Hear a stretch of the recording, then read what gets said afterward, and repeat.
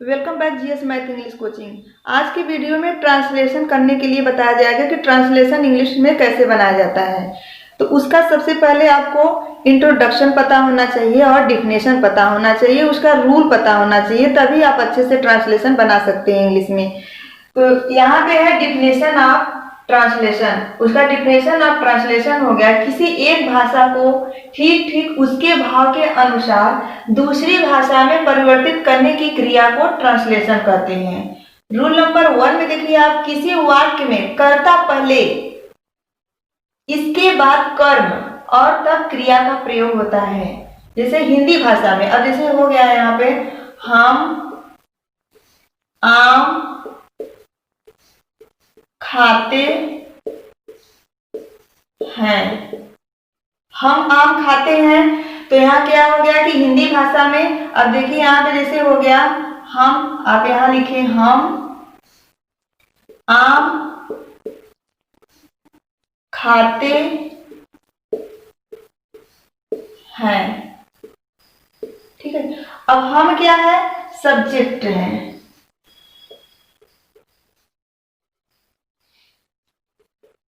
हम क्या है, सब्जेक्ट मतलब कर्ता। आम, आम हो गया ऑब्जेक्ट।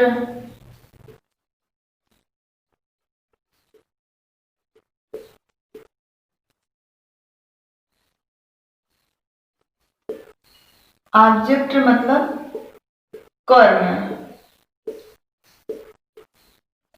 खाते हैं वर्ब हो गया। वर्ब मतलब क्रिया। ठीक है, अब हिंदी भाषा में देखिए, हम आम खाते हैं, पहले क्या आया है, सब्जेक्ट आया है, फिर उसके बाद क्या आया है, ऑब्जेक्ट आया है, ऑब्जेक्ट के बाद क्या आया है, वर्ब आया है। अब इसको इंग्लिश में ट्रांसलेशन बनाने के लिए, इंग्लिश में ट्रांसलेशन बनाने के लिए सबसे पहले सब्जेक्ट आएगा, सब्जेक्ट के बाद क्या आएगा, वर्ब आएगा, वर्ब के बाद क्या आएगा, ऑब्जेक्ट आएगा। जैसे यहाँ पे अब इसका इंग्लिश बनाना है, तो इंग्लिश बनाने के लिए इसका हम आम खाते हैं। हम आम खाते हैं, तो यहाँ पे हो गया वी ईट मैंगोज। ठीक है, अब देखिए यहाँ पे सब्जेक्ट, हम क्या हो गया है, सब्जेक्ट हो गया, subject plus verb plus object, object या अदर वर्ड, एक ही होता है, चाहे ऑब्जेक्ट कहिए चाहे ऑब्जेक्ट और अदर वर्ड कहिए, तो ये एक ही हो गया। तो देखिए आप यहाँ पे क्या आ गया, इंग्लिश में बनाने के लिए सबसे पहले सब्जेक्ट आया है, सब्जेक्ट के बाद अब इट क्या हो गया है, वर्ब है, और मैंगो क्या है, ऑब्जेक्ट है, मतलब अदर वर्ड, ऑब्जेक्ट। ठीक है, अदर वर्ड। तो इस तरीके से इंग्लिश इसका बनाया जाता है। सबसे पहले आता है सब्जेक्ट हिंदी भाषा में, फिर उसके बाद ऑब्जेक्ट आता है, फिर क्या आता है, वर्ब आता है। इंग्लिश बनाने के लिए सबसे पहले सब्जेक्ट आएगा, सब्जेक्ट के बाद वर्ब रहेगा, वर्ब के बाद क्या है, ऑब्जेक्ट रहेगा। और यदि वाक्य में ऑब्जेक्ट न हो तो अनुवाद करते समय पहले सब्जेक्ट तथा उसके पश्चात वर्ब का प्रयोग होता है। अब जैसे यहाँ पे हो गया रूल नंबर 2 में, राम हंसता है, राम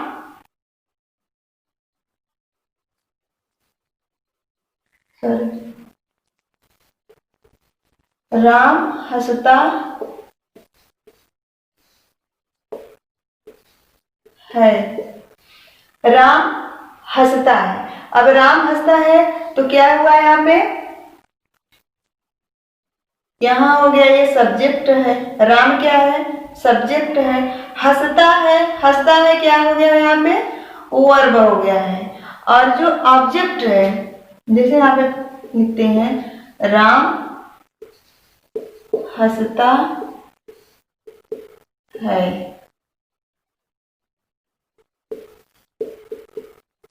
ठीक है, अब राम क्या हो गया है, सब्जेक्ट है।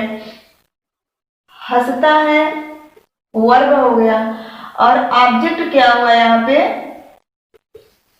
गायब है। ऑब्जेक्ट क्या है, गायब है। तो इसको इंग्लिश बनाने के लिए आप क्या लिखेंगे यहाँ पे, राम का हो गया राम, राम लव्स, राम लव्स, ऐसे आप बनाएंगे। और इसमें क्या है, ऑब्जेक्ट गायब है, ऑब्जेक्ट नहीं है इसमें, इसमें वर्ब है, सब्जेक्ट है और वर्ब है। और रूल नंबर 3 में देखिए, यदि आज्ञा सूचक वाक्य मतलब इंपरेटिव सेंटेंसेस हो तो पहले क्रिया, पहले क्या है, क्रिया, और बाद में कर्म का प्रयोग होता है। यदि कर्म न हो तो, यदि कर्म न हो तो केवल क्रिया का प्रयोग होता है। इनमें कर्ता तुम छुपा रहता है, कर्ता तुम क्या है, छिपा रहता है। जैसे आम खाओ, आम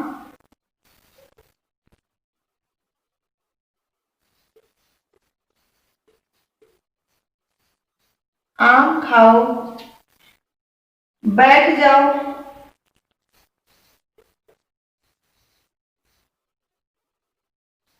बैठ जाओ। अब देखिए इसमें, इसमें सब्जेक्ट क्या है, छिपा हुआ है। तो सब्जेक्ट प्लस वर्ब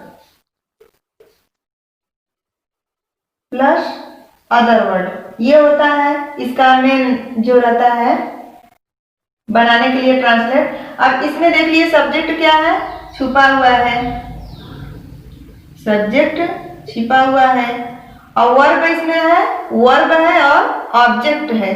तो इसको इंग्लिश बनाने के लिए आप क्या करेंगे कि यहाँ पे लिखेंगे आप ईट मैंगो, आम खाओ,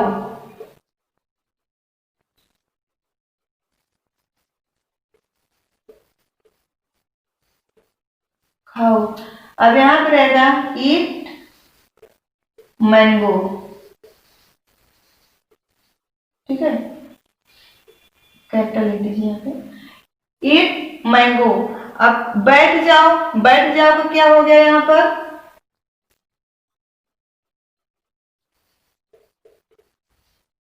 बैठ जाओ, बैठ जाओ का हो गया सिट डाउन,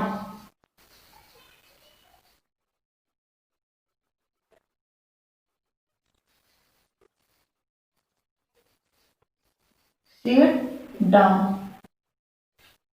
तो ठीक है, इस तरीके से आप ट्रांसलेट बनाएंगे, जो ट्रांसलेशन है ऐसे आप बनाएंगे कि इसमें देखिए आपका जो सब्जेक्ट है वह छिपा हुआ है, इसमें ऑब्जेक्ट नहीं है। राम हंसता है, इसमें ऑब्जेक्ट गायब है, तो राम लाफ हो गया, लाफ से।